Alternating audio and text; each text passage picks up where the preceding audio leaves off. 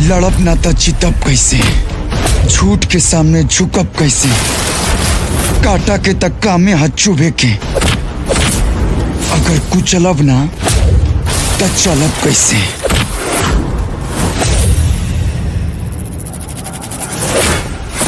ये है हमार साम्राज्य और हम हैं यहाँ के सरकार। लोग प्यार में बड़ा बड़ा ताजमहल बनवा देवेला और तोरा से एक नौकरी नहीं के मिलत। जान हरियारी लागेलू, रूप से परी लागेलू, रुसला पनीक बड़ी लागेलू।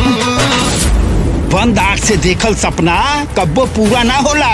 ओपन पुलिस भर्ती अब कैसे भी करके ई जॉब तो ले भाई के बाद। ये बताओ सर, ये कहाँ यहाँ है हम। कौनो नौटंकी पार्टी ज्वाइन कर लेने वाले सारे। ये सब बात बोल के ना मेरे वर्दी का अपमान कर रहे हैं। मिस्टर मेरे बाबूजी।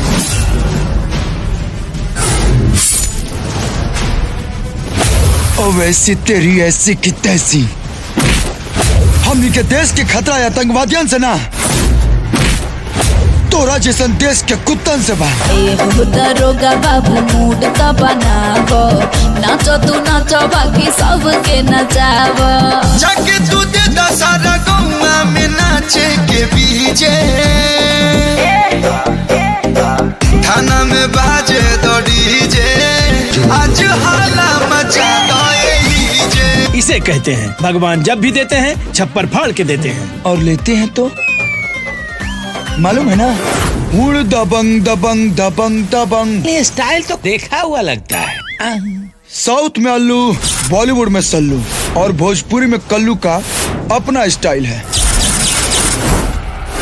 ये एरिया में हमरा मर्जी के खिलाफ नेटवर्क तक ना आवेला और ते न्याय लावे के बात करता रही।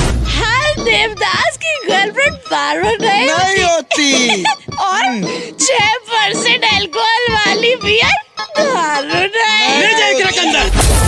द्वापर हो या कलयुग, भगवान के अस्तित्व हमेशा रहल बा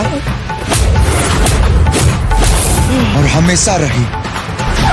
रउआ की चाहे सरकारी नौकरी, तो सरकारी नौकरी खातिर 25 लाख रुपया आ एगो स्कॉर्पियो गाड़ी।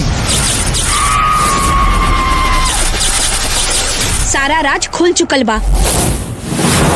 मेरा दिल हर पल वेट करता है, क्यों तू सनम रोज लेट करता है। तनी में है के मोहब्बत के दिल देखी।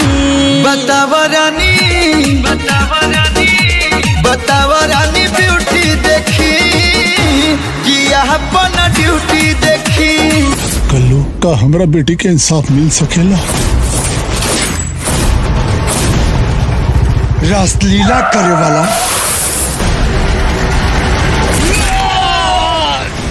वक्त अइला पर तांडव भी करेला। याद रखिए थे, न चीखत न चिल्लाई, अब तहरा के सुनामी दिखाए। बलि शेर की नहीं दी जाती, तेरे जैसे स्वरों की दी जाती है।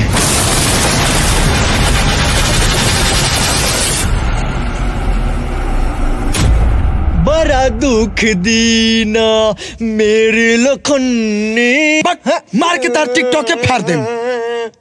जॉब नहीं खेलागत कर दुख दे तेरे लखन। हे माँ।